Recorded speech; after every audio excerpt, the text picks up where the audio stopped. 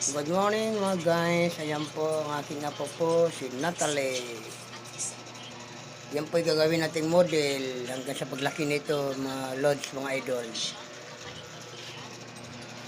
Natalie.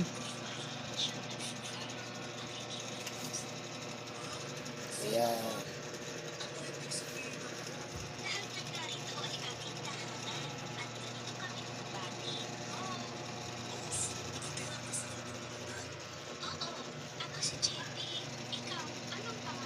Ayan po mga lods, inaantok na. Ayan, ayan po, tinan nyo po mga lods, ang mga mata niya, naglurat-lurat na. Kaya matulog man na siya mga lods. Tanawa o. Tuan na, tuan na. Tuan na mga lods, tuan na.